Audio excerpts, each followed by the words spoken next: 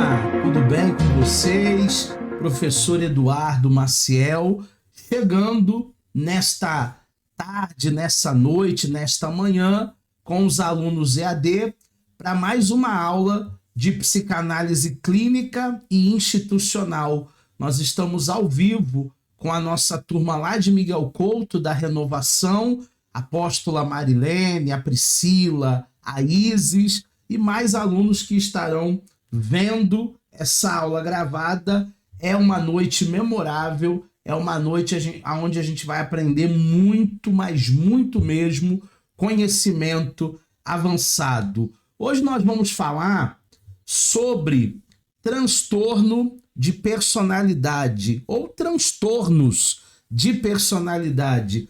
São pelo menos 10 que serão fruto aqui do nosso estudo e nós precisamos entender essa que é uma das matérias mais importantes do nosso curso para aprender a ler as pessoas, né? Para aprender a entender os porquês de tais atitudes. Todo mundo tem uma atitude de vez em quando que não é uma atitude que conduz com aquilo que nós entendemos como um padrão moral, um padrão aceitável pela sociedade.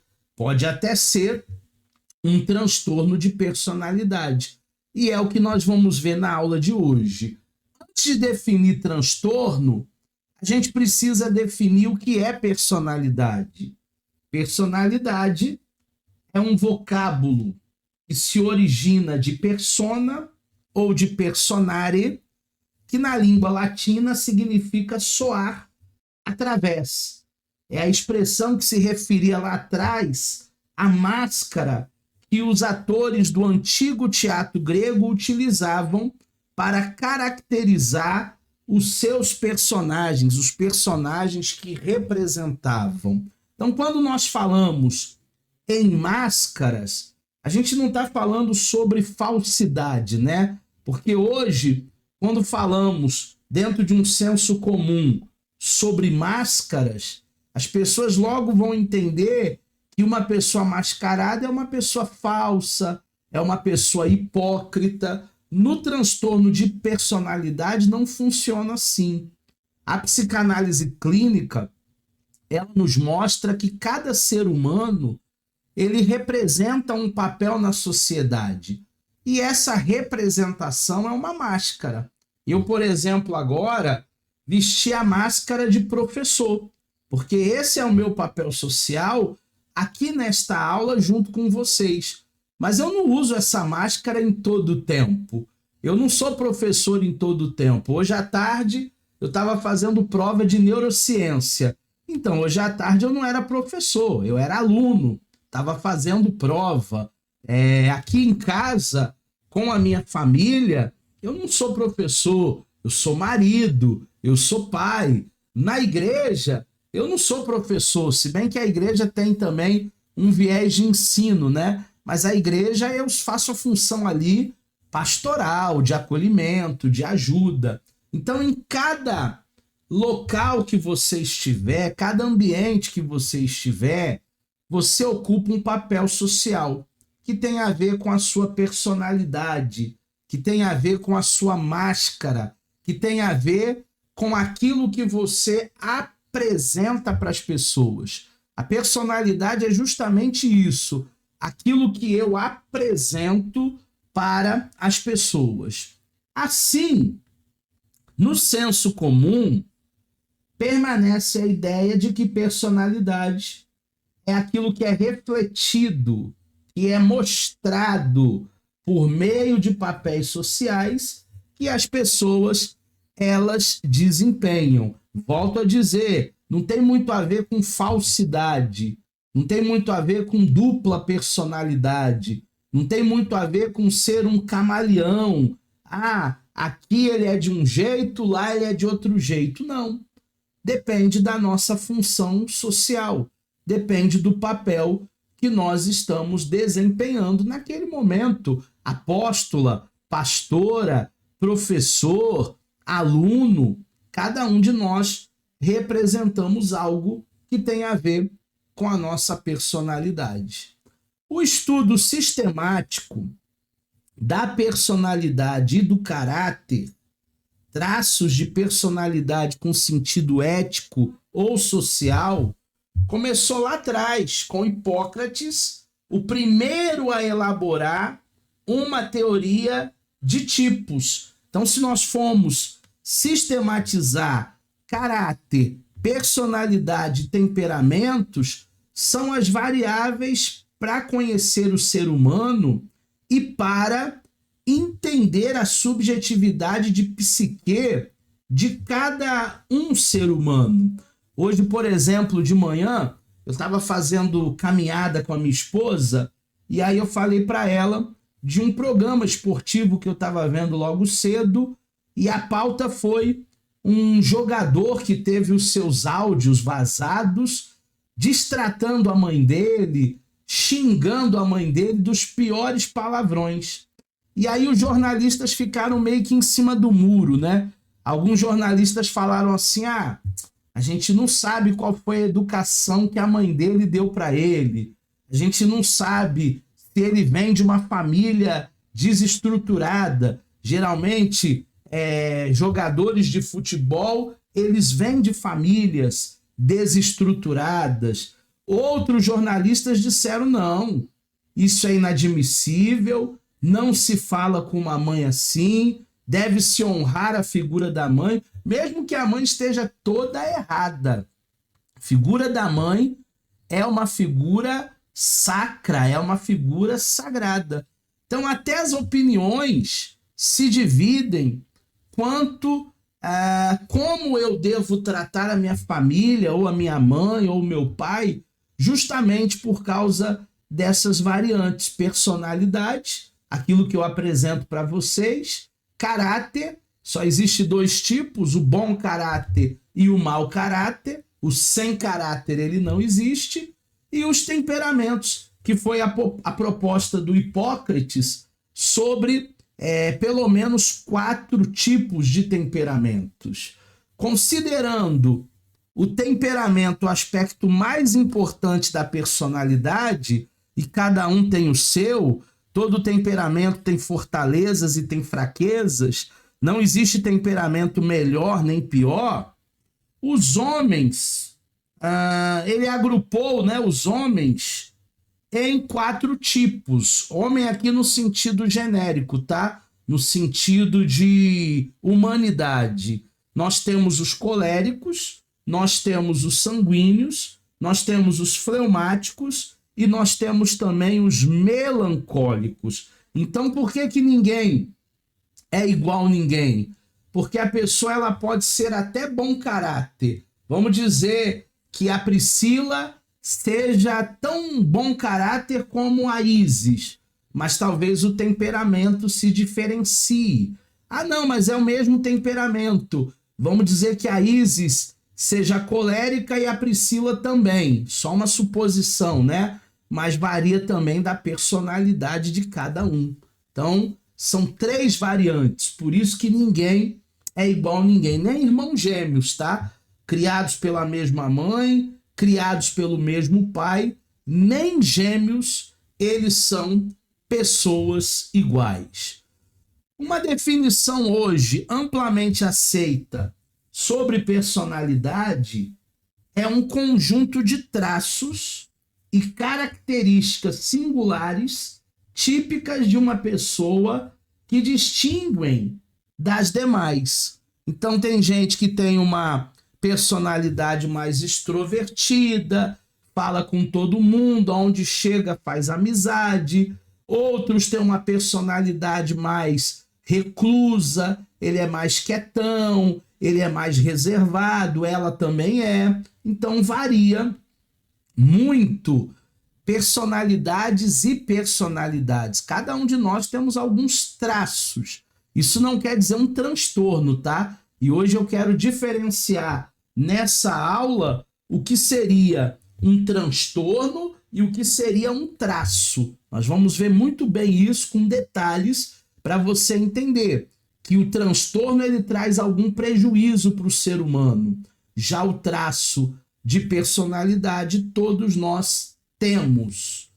Esse conjunto abrange necessariamente a constituição física, ou seja, existem pessoas parecidas, mas iguais não existem.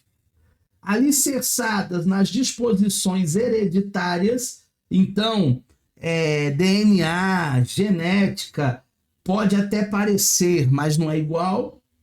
Modos de interação do indivíduo com o mundo, cada um interage com o mundo à sua maneira, à sua cosmovisão. Seus hábitos, tem gente que tem hábito de se alimentar bem, tem gente que tem hábito de se alimentar mal, tem gente que tem hábito de dormir até meio-dia, tem gente que 5 horas da manhã já está de pé, depende do hábito. Valores são princípios, aquilo que papai e mamãe disse para nós que era errado. Capacidades, cada um de nós temos capacidades, inteligências. Para um teórico chamado Gardner, são pelo menos 8 tipos de inteligência. Então não existe ninguém sem capacidade. Todo mundo é capaz. Aspirações são os nossos sonhos, né? Aonde a gente deseja estar em 2030. Você quer estar no mesmo lugar que eu? Provavelmente não. Provavelmente você aspira, você sonha com outras coisas que vão acontecer na sua vida. Essa distinção é a nossa personalidade. Seus modos de experimentar afetos. Tem pessoas que experimentam carinho, afeto, apanhando. É o caso do masoquista e do sadomasoquista. Porque desde a infância, a mãe dele batia, e quando batia dizia assim na hora da surra: eu tô te batendo porque eu te amo. Se eu não te amasse, eu não te batia. E aí a pessoa aprendeu a forma de expressar afeto através de pancada, através de burdoadas. Modos de se comportar em sociedade.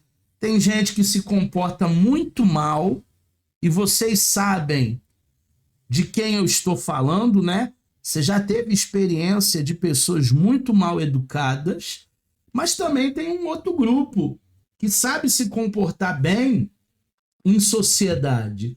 Bom dia, boa tarde, boa noite, dá licença, posso entrar, me perdoa, me desculpa, por favor. São palavrinhas mágicas ali de pessoas que sabem entrar, de pessoas que sabem sair, sabem conviver em sociedade. E a maneira peculiar de lidar com o mundo, incluindo as defesas, os mecanismos de defesa, para se proteger das pressões que existem no mundo, do ajuntamento, do contexto social, constituindo um estilo de vida próprio. Por que não dá certo a sogra morar com você? Porque você tem um estilo de vida e a sua sogra tem outro estilo de vida. Não adianta vocês quererem morar juntas pela necessidade, não, tadinha da minha sogra, já está idosa, preciso cuidar dela. Mas os estilos de vida são completamente diferentes. O ritmo de vida é completamente diferente. Vamos dizer que você seja uma pessoa que acorda 8h30, 9 horas da manhã, e a sua sogra seja uma pessoa que vai dormir 8h30, 9 horas da manhã, porque passou a madrugada toda acordada. São estilos de vida diferentes, não vai dar certo.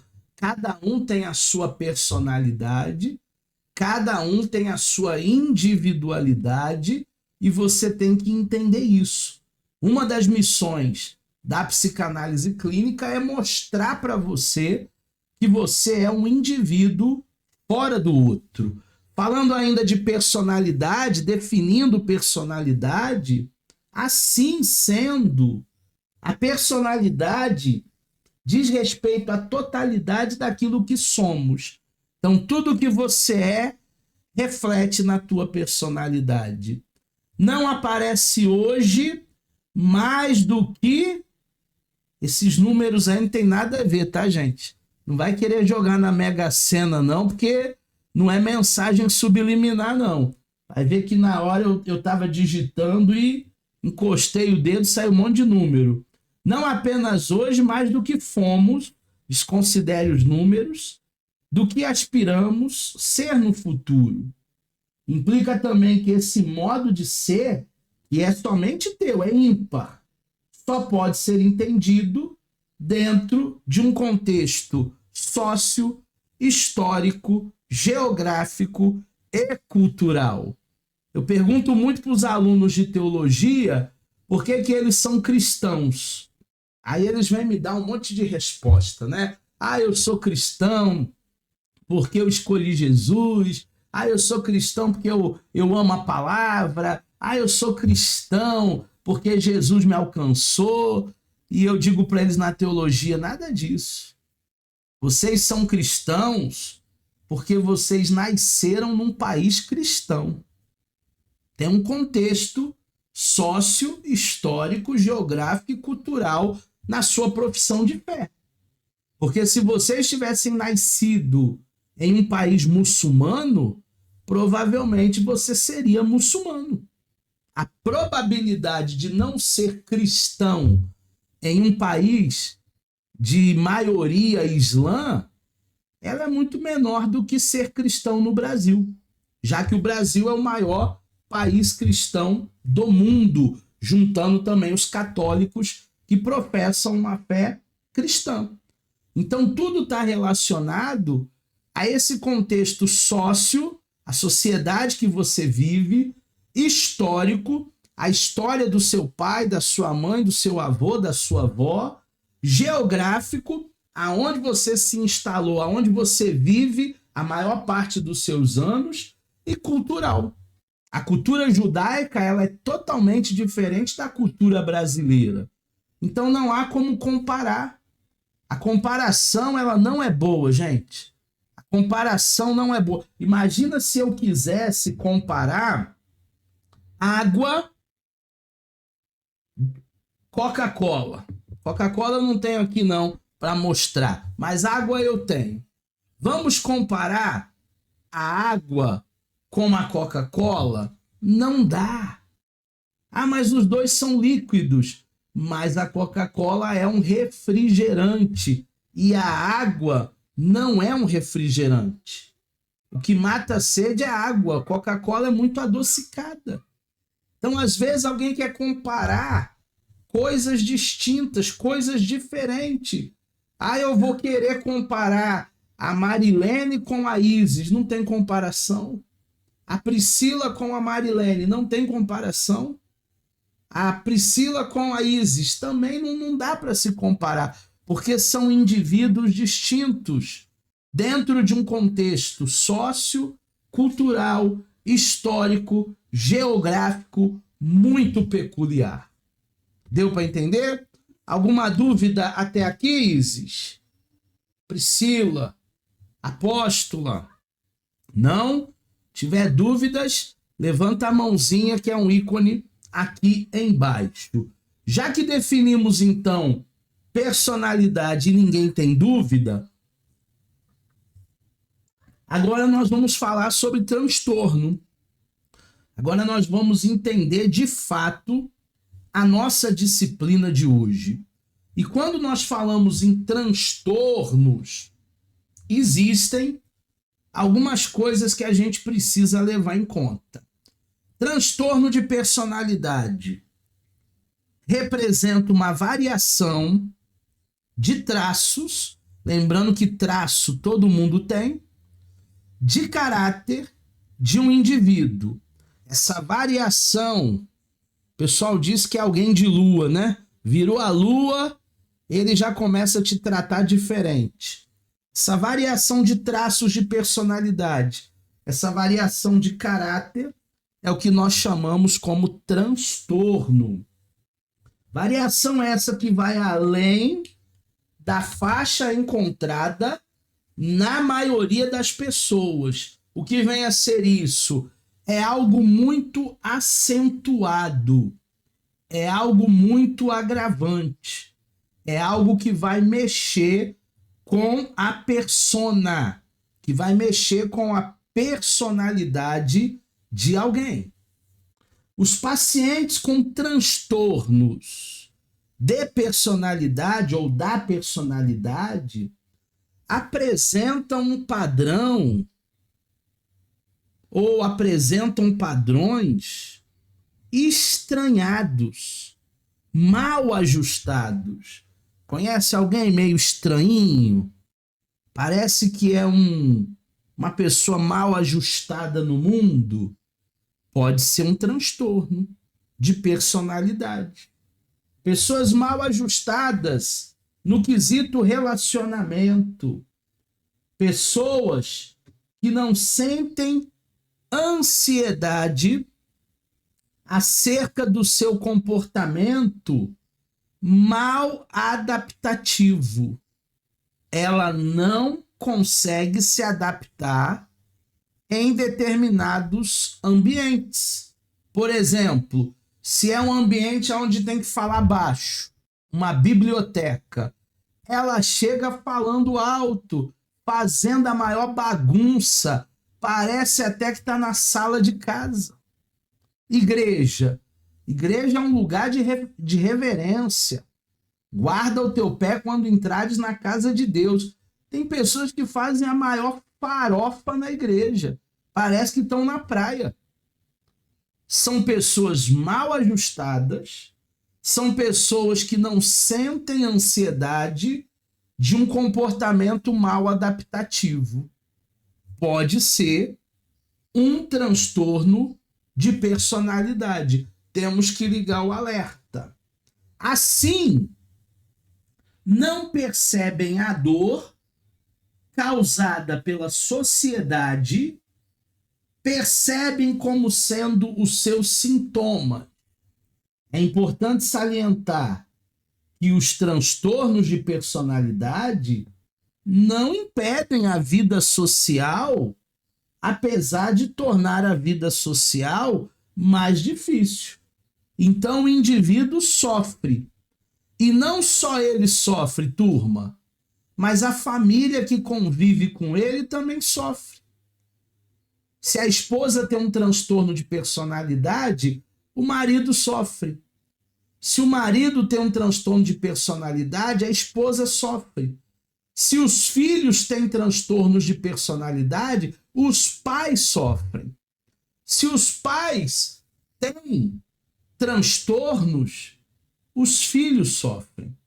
É uma dor, é um sofrimento, não só para a pessoa que não consegue se ajustar, que não consegue se adaptar neste mundo.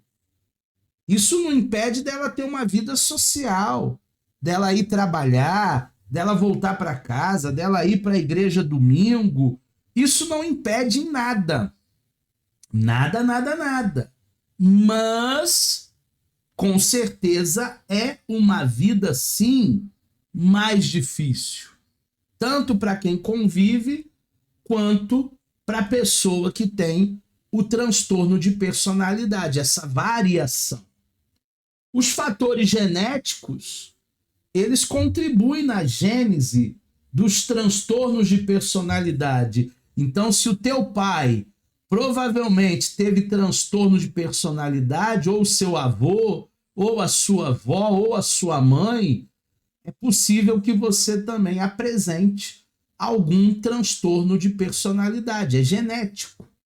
Assim como fatores temperamentais têm sido identificados na infância e podem estar associados com transtornos da personalidade na vida adulta. Você sabe que tudo que aconteceu na nossa infância vai refletir quando? Na vida adulta. Por melhor que seja a família, se houve trauma, se houve disfunção, se houve desestrutura, se houve coisas lá na infância mal elaboradas, na vida adulta pode surgir um transtorno de personalidade. Vamos dar exemplos para você entender melhor. Crianças com comportamento medroso podem desenvolver personalidade esquiva, um fraco ajuste entre o temperamento e a prática da criação infantil. Ou seja, mães superprotetoras. O menino não podia dar um espirro, atim, que a mamãezinha já vinha com lenço. Essa superproteção de não deixar a criança ir no chão, sujar as mãos, brincar na areia, brincar no parque, está fazendo com que essa criança, que amanhã será um adulto, se torne um adulto fraco, se torne um adulto indeciso, se torne um adulto que não tenha opinião, que não tenha posicionamento por aquilo que viveu na infância dentro da sua superproteção. Número 2, crianças ansiosas criada por mãe ansiosa. Eu não entendo. Por que o meu filho é tão agitado? Eu não entendo. Por que o meu filho é tão nervoso? A senhora não entende? Os filhos são nosso reflexo. Os filhos são espelho do pai, da mãe. Talvez você não está entendendo, talvez você não está percebendo. Mas as nossas palavras, elas falam mais baixo do que as nossas atitudes. Você acha que se eu xingar um palavrão aqui em casa, os meus filhos não vão xingar um palavrão? Se o meu pai xinga, qual é o problema de eu xingar também? Crianças ansiosas são criadas por mães ansiosas. Disfunção no sistema nervoso central, visível nas personalidades antissocial e borderline. Hoje nós vamos ver cada um dos transtornos e vamos estudar tanto o antissocial como também o borderline. Existem alguns fatores biológicos, químicos, que nós podemos citar que acabam influenciando os níveis hormonais do ser humano. O primeiro fator é a testosterona, relacionado à agressividade. Mais uma vez, eu peço para você procurar um endocrinologista para ver como é que estão as suas taxas.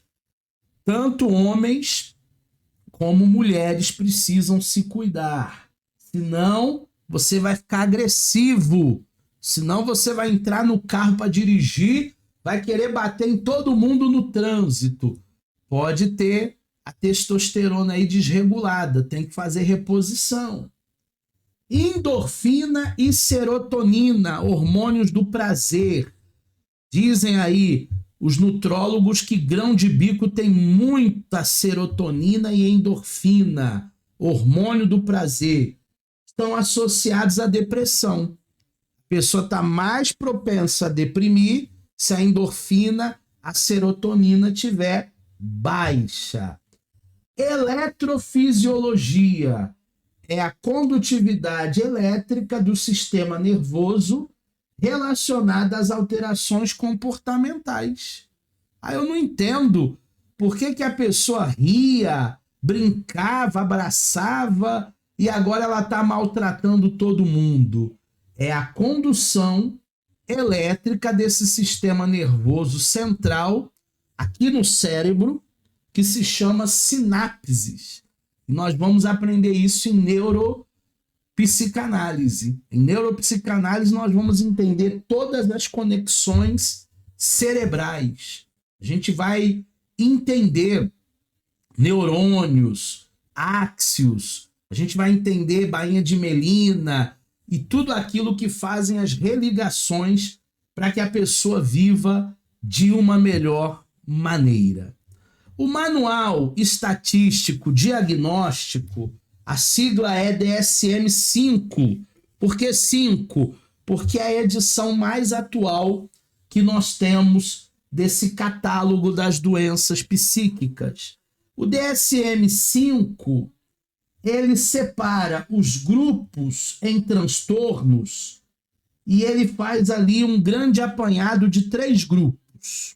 Os excêntricos, os de pensamento e comportamentos dramáticos e os ansiosos e os medrosos. No primeiro grupo, que são os excêntricos, nós temos o paranoide, nós temos o esquizoide, nós temos o esquizotípico. Então, são 3 tipos de transtornos, personalidades, que a gente vai ver hoje. No segundo grupo, que são aqueles de pensamentos e comportamentos dramáticos, se a Globo achasse essa turma aqui, colocaria na novela das 8. Borderline, antissocial, histriônicos e narcisistas. Esse grupo é o grupo dramático. E o terceiro e último grupo dos transtornos de personalidade, segundo o Manual Estatístico DSM-5, são os ansiosos e os medrosos. Aí nós temos os evitativos, os dependentes e os obsessivos compulsivos. Obsessivo compulsivo é um transtorno só, tá? Não são 2 transtornos, não. Então, evitativo, dependente e obsessivo compulsivo. São esses transtornos, no total de 10, que nós vamos estudar cada um deles a partir de agora, na nossa aula de transtornos de personalidade. Vamos ao primeiro? Paranoide. Paranoide tem a ver com paranoia, com desconfiança, com mania de perseguição. É aquela pessoa que desconfia até da própria sombra. Tudo é pessoal, tudo é sobre ela. Às vezes você chega num lugar, eu estou conversando com alguém, aí o paranoide chega, tá dizendo assim, ué, por que parou de falar? Tá falando de mim? Paranoide. A gente nem estava falando dele.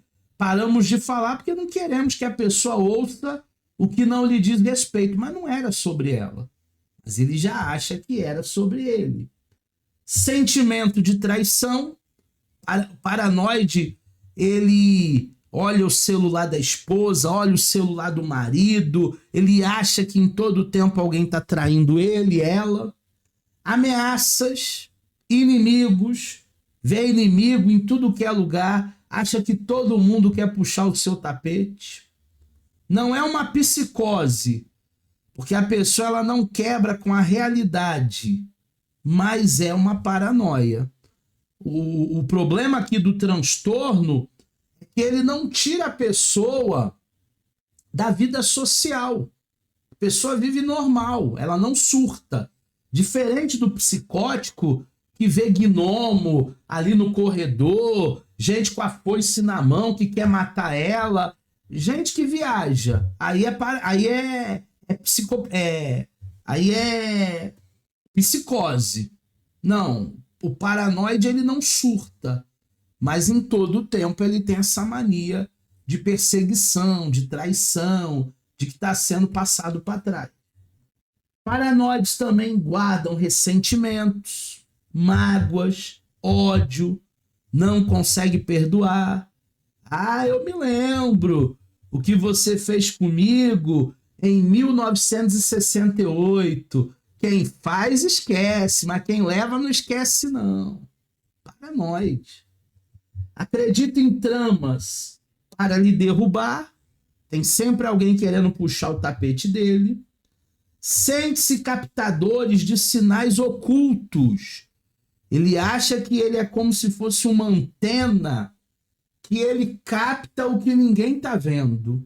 Você viu isso? Aí todo mundo fala, não vi. Paranoide viu. Você ouviu isso? Todo mundo diz, não ouvi nada. Aí eu ouvi. Parece que ele é um radar, parece que ele é uma antena. Parece que o oculto, o místico, fala com ele e não fala com os outros. Pessoas conspiram contra mim. Esse é um pensamento fixo de pessoas que têm transtorno de personalidade paranoide. Está todo mundo contra ele. O mundo está contra ele. O pai, a mãe, o filho, a tia, a vizinha, até o pastor da igreja está contra ele. Paranoide. Pessoas hostis, pessoas briguentas, aonde ela chega tem confusão, não baixam a guarda, são pessoas fanáticas, por isso que todo cuidado é pouco com a religião, porque a religião ela pode trazer esse fanatismo para a pessoa. E paranoides também são depressivos. Agora, esse número aqui me alarmou muito. De 2 a 4 pessoas da população tem esse transtorno. Significa que no universo de 100 pessoas, 4 são paranoides. De cada 100 pessoas, 4 são paranoides. É muita gente. Existem inimigos no mundo, a gente sabe. Pessoas que não gostam da gente. Mas geralmente eles não são tantos como alguém com transtorno paranoide. Tem inimigo? Tem. Mas não é todo mundo, em todo lugar, em todo tempo. Então esse é o primeiro transtorno dos 10, chamado transtorno de personalidade paranoide. O segundo transtorno são os esquizoides. Distanciamento das relações pessoais. Não gosta muito de papo, não gosta muito de gente. Reservados. Cada um no seu quadrado, cada um na sua casa. Atividades solitárias. Eles gostam de fazer as coisas sozinhos. O professor até propõe, vamos fazer um trabalho em grupo? Ah, não posso fazer sozinho, não. Indiferentes. Eles não estão nem aí com a dor do outro. Não expressam sentimento por ninguém nem por nada. Não possui amigos próximos. Você sabe que esses dias eu estava conversando com uma senhora, já deve ter lá os seus 70 anos, e ela falou para mim que nos 70 anos de vida dela, ela não conseguiu fazer amizades duradouras. Todos os amigos que se aproximavam dela, logo depois se afastavam. Pode ser um transtorno esquizoide, onde não se tem amigos de longa data. Preferem atividades mais lógicas. Computador, planilha, cálculos matemáticos, algo muito mais lógico do que humano, né? As pessoas paranoides, esquizoides não gostam de relacionamento tete a tete. Dificuldade de reciprocidade, de interação, de fazer algo por alguém para retribuir. Dificuldade de expressar raiva. São pessoas que você nem sabe quando elas estão com raiva. Na vida profissional, elas gostam de trabalhos mais individualizados. Elas gostam de trabalhar mais quietinhas no seu canto. Tem um esquizoide ali, não coloca a mesa dele perto da porta aonde todo mundo passa, não. Coloca a mesa dele lá no final da sala onde ninguém vai. Esse transtorno pode ser percebido na infância e é mais comum com o sexo masculino. Isso não quer dizer que as mulheres não possam ter o transtorno esquizoide, mas é mais comum na vida dos homens. Terceiro transtorno são os esquizotípicos. Os esquizotípicos, eles têm um desconforto agudo nas relações íntimas. O que significa isso? Ele até vai numa festa, mas ele não fica muito tempo, não. Ou se a festa for na casa dele, ele já cortou o bolo, 9 horas da noite. Aí fica aquela turma depois do bolo batendo papo, 9h30, 10 horas, 10h30, 11 horas. Aí ele começa a pensar, essa turma não vai embora para casa, não? Tô cansado. Pode ser um transtorno esquizotípico. Excentricidade de comportamento. Até as roupas que ela usa são umas roupas assim meio diferentonas, umas cores assim meia esquisita. Ansiedade social excessiva. Não gosta de lugar fechado, não gosta de aglomeração, não gosta de muita gente. Superstição. Entra por uma porta, tem que sair pela mesma. Não passa debaixo de escada. Poderes especiais. Os esquizotípicos também acham que tem algo especial. Mania de conspiração também. Ele é igual o paranoide que acha que está todo mundo tramando contra ele. E ele também não gosta de interações. Ele gosta mais de viver ali no seu mundinho, na sua bolha. Ele até conversa, mas a conversa cansa. Ele até se relaciona, mas os relacionamentos o cansam. Pode ser um transtorno esquizotípico. O quarto grupo, quarto tipo, né? Segundo grupo, é o antissocial. O antissocial ele tem muito mais a ver com violações do direito do outro, ou seja, negligência, do que propriamente uma pessoa não gostar de troca, de relacionamento. Porque no senso comum, quando uma pessoa é muito fechada, a gente diz assim, é antissocial, nem com os vizinhos fala. Mas para a psicanálise não é isso, tem a ver com delinquência, tem a ver com violação do direito do outro, com desrespeito, com tendência à falsidade, com descaso à própria segurança. Está lá escrito, velocidade máxima, 120. Você acha que ele vai a 120? Ele vai a 180, ele vai a 200. Mentiroso, atitudes impulsivas, agressivo e uma vida desgovernada. Esse é o antissocial. É alguém que faz mal para si e também faz mal para os outros. Tem a ver com delinquência. Tem a ver com alguém que não ama a sua própria vida. Não diagnosticado na infância, não dá para saber se uma criança é ou não é antissocial, só na vida adulta. É um transtorno comum entre os psicopatas e sociopatas que não têm sentimento por ninguém. Homens são mais propensos a serem antissociais, porque o homem ele é mais recluso, a mulher é mais expansiva. Mas não é só dos homens, tá? Mulheres têm, mas é num número menor. Americanos são mais propensos, asiáticos e hispânicos não. Então a cultura, a geografia também vai mexer com aquilo que nós chamamos de transtorno de personalidade. O norte-americano é mais propenso do que o hispânico, do que propriamente o asiático. Os asiáticos eles convivem melhor com outros seres humanos. Tem mais um aqui, é o quinto, os histriônicos.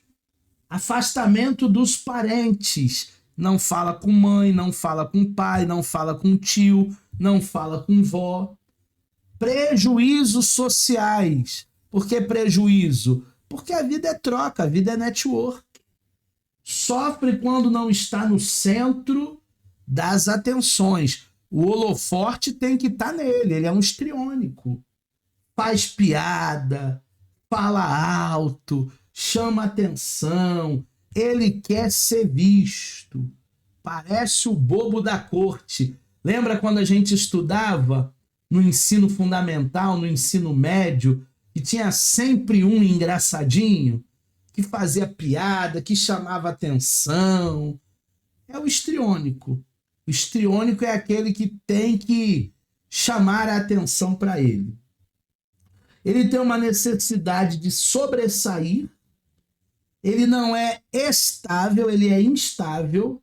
Então tem hora que é 8, tem hora que é 88. Ele nunca está equilibrado. E ele busca sempre vantagem. Tem pessoas que são assim, né? Buscam sempre se dar bem em cima do outro. Tem gente que tem essa má conduta. Turma, na vida a gente não vai só se dar bem.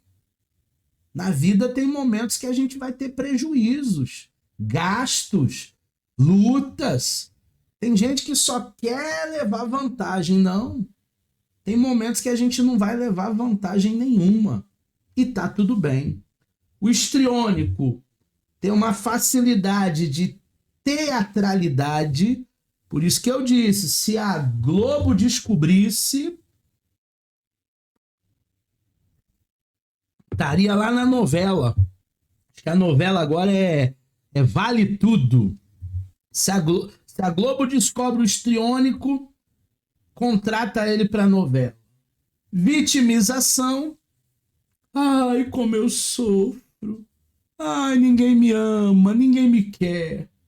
Sugestionabilidade, ou seja, se alguém falar pro histriônico que essa camisa que ele tá vestido aqui branca tá feia, ele nunca mais usa.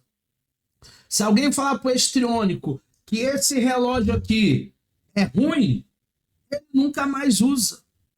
Porque ele é sugestionado, ele não tem sua própria opinião.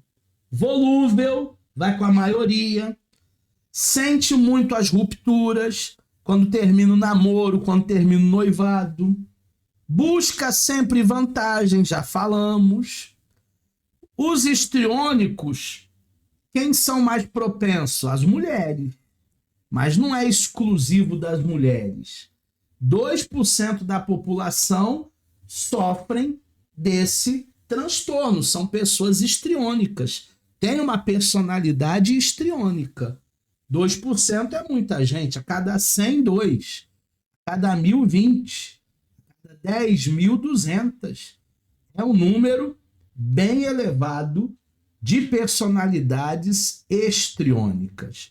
O sexto transtorno de personalidade é o borderline, que você já deve ter ouvido falar, é bem popular, assim como o narcisismo. Ele tem instabilidade de afeto, ele se sente abandonado, ele quer full time, ele quer você do lado dele 24 horas por dia. E isso é difícil, né?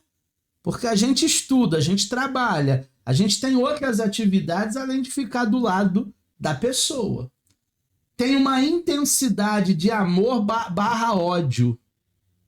Eu perguntei para os alunos na aula experimental quem matou o John Lennon dos Beatles.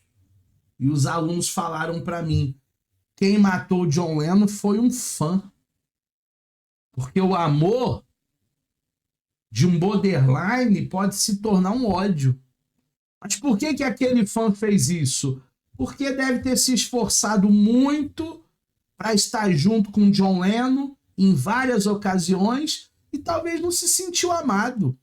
Talvez o John Lennon passou rápido, não cumprimentou, não deu um autógrafo, não tirou uma foto, e aí a pessoa passou a odiar. E foi lá e cometeu um assassinato. Borderline.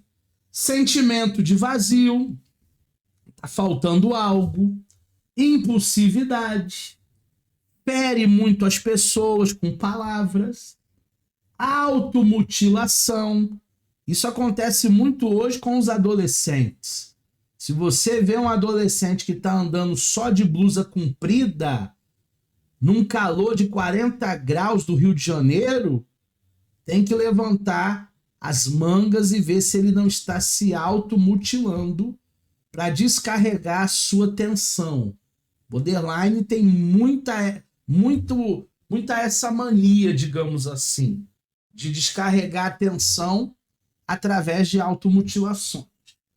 A palavra borderline significa border, aquele que está na borda, e line é linha.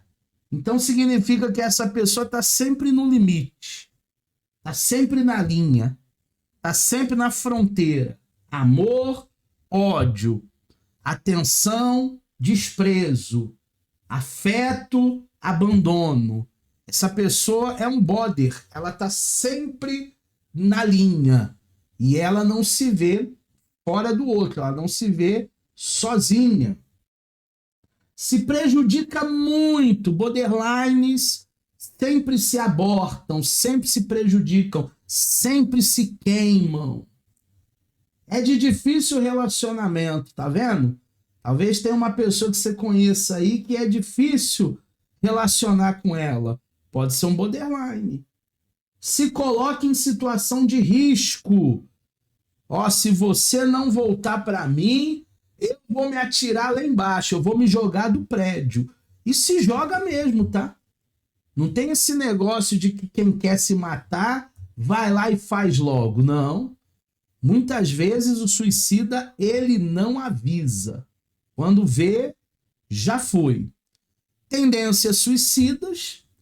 E o borderline, ele tá nessa zona cinzenta, essa zona mista entre a neurose e a psicose.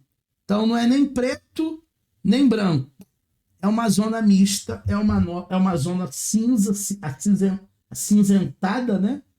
Ele está entre neurose e psicose. É ali que a gente encontra o border. Aquele que está na linha, aquele que está no limite, aquele que em qualquer momento pode sim fazer uma besteira. Existem dois tipos de borderline: os implosivos e os explosivos. Quem são os explosivos e impulsivos? É o Hulk, né?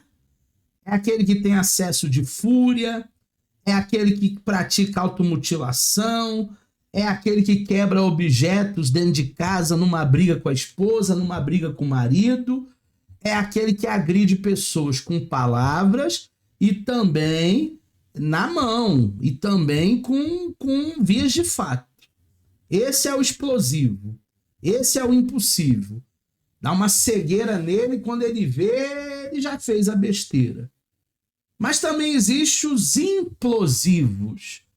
A implosão é quando você bota dinamite dentro da rocha.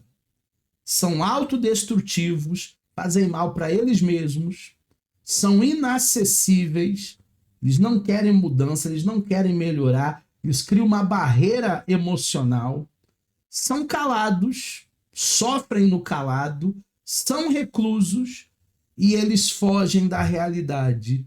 Você pergunta para ela: e aí, como é que você tá, menina? Tá tudo bem? Ai, tá tudo ótimo. Eu tô vivendo com meu marido uma lua de mel. Mentira, borderline, inclusivo. De repente está vivendo um verdadeiro inferno, mas não tem coragem de tirar essa máscara. Deu para entender? Vamos ver agora o narcisista. Narcisistas têm necessidade de admiração. Eles não têm empatia nenhuma, falta empatia, falta reciprocidade. Eles têm mania de grandeza. Eles têm fantasias. O que é uma fantasia? Eu achar que eu sou melhor do que alguém. O narcisista, ele é assim, você chega para ele e diz assim: olha, eu fiz um bolo tão gostoso de milho, você tem que provar. Você não comeu o meu ainda. O meu não vai só milho não, vai requeijão, vai isso, vai aquilo. Ele tem sempre que sobressair. Ele é um narcisista. Tiram vantagem das pessoas, são invejosos, consegue até chorar com quem chora, consegue até ir no velório, mas alegrar com quem se alegra ele não consegue, não. Com suas conquistas, com suas vitórias. São arrogantes, têm pouca escuta, eles não gostam de ouvir ninguém, não somam na vida de ninguém e são autoconfiantes. Ué, você tá com medo por quê? Eu tô aqui, eu resolvo, tá comigo, tá com Deus. Esse é o narcisista. Ele se acha o último biscoito do pacote. Ele se acha a última Coca-Cola gelada do deserto. Ele cria essas fantasias de que é hors concours, de que é o melhor do que os outros. E ninguém é melhor do que ninguém. Temos ainda uma outra personalidade chamada evitativa. Quando a pessoa evita, ela tem inibição social, ela não quer ver ninguém. Sentimento de inadequação. Ah, professor, mas eu fui lá no casamento, aí me colocaram numa mesa onde só tinha médico, só tinha advogado, só tinha gente graúda. E o que que tem? Você não é menor que ninguém? Senta lá com os médicos, pede coxinha, pede refrigerante, nós somos iguais. Não tem que ter sentimento de inadequação. Hipersensibilidade com barulho, com música, com tato. Avaliação negativa. Ele não consegue avaliar de maneira positiva, ver o que é legal, ver o que é proveitoso. Ele está sempre trazendo um dado negativo. Poderia ter sido melhor, né? Reservado, não fala muito. Preocupa-se muito com as críticas. Evitativos não gostam de ser criticados. Evitativos, eles só gostam de ser elogiados, aclamados. Mas crítica eles não gostam. Sentimento persistente, até uma teimosia, diferente aí de perseverança, né? Tem gente que confunde o que é perseverança e o que é teimosia. Eu aprendi há algum tempo atrás que perseverança é uma coisa, teimosia é outra coisa. Restrições no estilo de vida. Então tem muita coisa que ele vai evitar. Você vai viajar para tal lugar? Pode ir de carro? Não, tem que ir de avião. Então não vou. Porque o avião vai cair. Porque o navio vai afundar. Ele começa a evitar, restringir muitas coisas da sua vida e até perder ali algumas possibilidades, algumas portas que iriam abrir para ele, ele acaba evitando. Temos ainda mais uma personalidade, são 10, que são os dependentes. Olha o que eu coloquei aí na figura do slide para vocês. Uma pessoa que está se rastejando por causa da atenção do outro. Quem é que está se rastejando igual um pano de chão? É o dependente. Ele tem uma necessidade excessiva de ter cuidado, de ser amado. Ele não tem autoconfiança. Ele não se vê fora do outro. Pessoas dependentes têm dificuldade para tomar decisões. Como assim decisão? Vamos passear no final de semana? Vamos. Vamos para onde? Escolhe você. Para onde vocês escolherem, eu vou. Ele não tem decisões, eles não têm opinião. Qualquer coisa serve. Uma submissão extrema. Eu vejo isso muito quando eu vou fazer matrícula de mulheres e a pessoa gostou do curso, gostou do valor, gostou do dia, e aí eu digo para ela, vamos fechar a matrícula, vamos fazer o curso? Eu preciso perguntar para o meu marido se ele vai deixar. Se ele deixar, eu faço. Se ele não deixar, aí fica para uma outra. Ó, são muitas mulheres que são dependentes. São muitas mulheres que são submissas ao extremo. Não é a submissão que a Bíblia diz, ou a missão em conjunto. É uma submissão extrema, de às vezes ter que rastejar para comprar alguma coisa, porque talvez ela não trabalha fora, o dinheiro está todo na mão dele e ele não solta nenhuma verba. Precisa de muitos conselhos, porque é uma pessoa indecisa, não tem proatividade, tem medo de se posicionar, não tem autorresponsabilidade, a culpa é sempre do outro, da sogra, do sogro, da mãe, do pai, do vizinho. Após um término de relacionamento, busca imediatamente outro. Não consegue ficar sozinho. Não consegue ficar sozinha. Tá sempre procurando alguém. E às vezes o alguém que ela procura é pior do que aquele que foi embora. E é relutante em fazer exigências, ou seja, tudo para o dependente tá bom. Até se for agredido por palavras, se for maltratado, se for pisoteado, se for lá um tapete, um capacho, ele é um dependente. Para ele tá tudo bom. Ele não faz exigência nenhuma. Ele tem essa necessidade de ser mesmo pisado. E temos ainda o obsessivo compulsivo. Quem é o obsessivo compulsivo? Ele tem uma preocupação fora do comum com a ordem, ele se perde nesses detalhes, ele é perfeccionista. O perfeccionismo é algo ruim. Detalhista, todos nós somos. Organizados, todos nós somos. Mas o perfeccionismo te tira a paz. Não deixa você nem dormir à noite. Controlador, inflexível, reluta em trabalhar com outras pessoas. Aí eu posso fazer sozinho? Eu não quero ninguém aqui, não. Eles não têm o meu ritmo. Eles não fazem igual eu faço. Rígidos, teimosos, devotados ao trabalho. Será que eles não estão usando o trabalho como uma fuga dos problemas? Às vezes as pessoas querem morar no trabalho. Dificuldade de delegar. Priscila, você pode fazer isso? Isis, você pode fazer aquilo?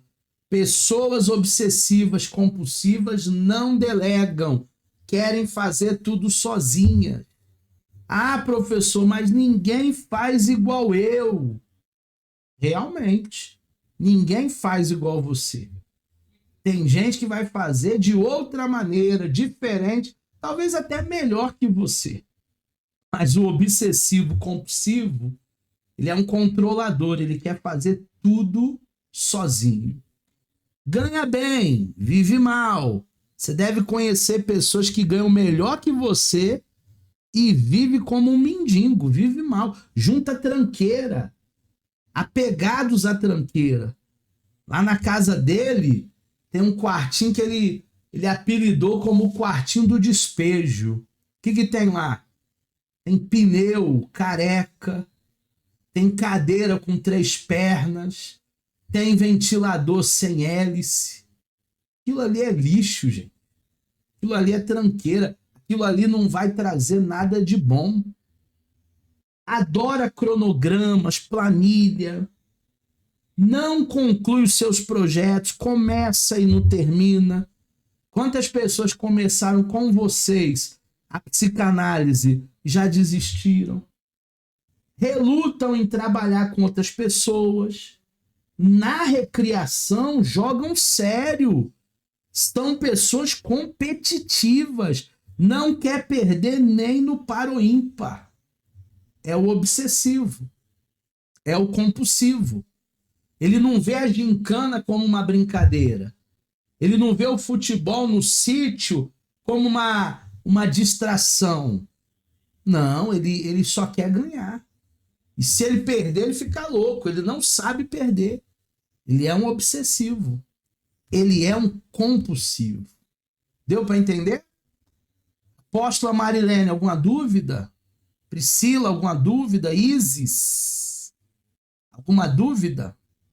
Não? Tudo certo até aqui? Tudo certo? Então vamos falar sobre os transtornos de personalidade. Eles podem ser considerados doenças mentais? Sim ou não? Não. Transtorno de personalidade não é uma doença mental. Para ser uma doença mental, como a esquizofrenia, como a bipolaridade, como a depressão, como o déficit de atenção, como a hiperatividade, é necessário que haja um desequilíbrio químico no cérebro. E não é o caso dos transtornos. Então, quando é uma doença mental, tem que ser tratada com um psiquiatra, com remédio, para bipolaridade, para esquizofrenia, para depressão. Mas transtorno não precisa ser tratado de maneira medicamentosa. O que são, então, professor Eduardo, os transtornos? São padrões de pensamento, são padrões de comportamento que são desenvolvidos pelo indivíduo. Agora, entenda uma coisa, todos nós temos alguns traços, todos nós temos algumas características, mas isso não quer dizer que a gente tenha o transtorno. Talvez quando eu estava exemplificando os 10, esquizoide, paranoide, esquizotípico, narcisista, obsessivo, compulsivo, evitativo, borderline, talvez você tenha se identificado com 1, 2, 3 traços. Mas para que haja o transtorno, eu digo para os alunos que tem que gabaritar. Tem que pegar aquela lista que eu dei do paranoide e gabaritar o paranoide. Aí sim é um transtorno. Agora, traços de personalidade todos nós vamos ter. Qual é a principal diferença, então, entre o traço de personalidade e o transtorno de personalidade? A gravidade, a consistência. Se isso está acontecendo várias vezes no ano, no mês, recorrente, essa variação de humor, de personalidade, vamos investigar, pode ser um transtorno. Agora, se isso acontece uma vez na vida, aí não. Aí pode ser só um traço. E todos nós temos os nossos traços. O transtorno de personalidade, ele afeta a maneira como o indivíduo vê o mundo, a qual ele se desvia da norma, dos padrões. Significa que ele tem certos comportamentos que vão afetar a vida dele negativamente, vai trazer prejuízo para ele. Toda a sua vida, todo o seu tempo, desde o início até a vida adulta. Tem gente que, se você parar para conversar com ela, ela vai dizer que na vida ela mais perdeu do que ganhou. As pessoas mais se afastaram dela do que estão junto dela. Por que será, hein? Será que não é um transtorno de personalidade? Tem que investigar. O traço de personalidade é só um padrão habitual, turma.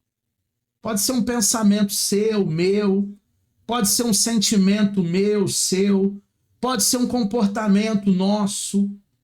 Você sempre terá características, mas a característica não pode afetar toda a sua vida. Se estiver afetando a sua vida, é transtorno. Se não afetar, é apenas um traço. E é possível que mude, tá?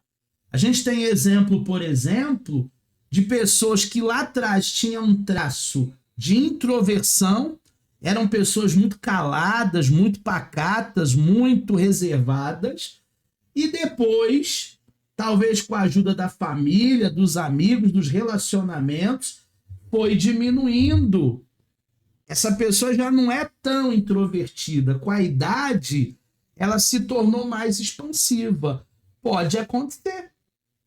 Convívio, maturidade, mudança. Então, isso pode acontecer.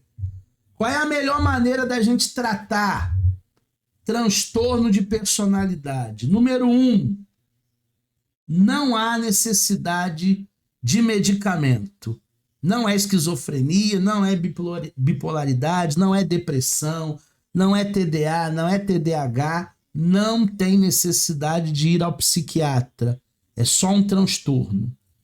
Mudanças de hábito, alimentação, exercício físico, hidroginástica, faz uma coisa que você gosta. E enxergar o problema. O pior cego é aquele que não quer ver.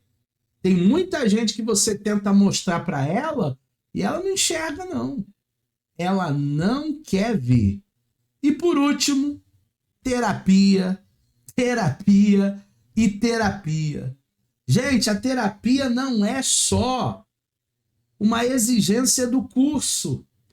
Talvez você tenha aí as suas sessões de terapia semanalmente, de 15 em 15 dias, uma vez no mês, e você não pode negligenciar, porque a terapia ela é para a vida. O profissional de psicanálise é alguém apto para ouvir o que ninguém está preparado para ouvir. Não dá para falar com o marido, não dá para falar com o filho, não dá para falar com ninguém, mas com o seu psicanalista você pode contar tudo. E se for um transtorno de personalidade, com a terapia a gente consegue vencer. Com a terapia a gente consegue transpor todas as dificuldades da psique humana. Deu para entender?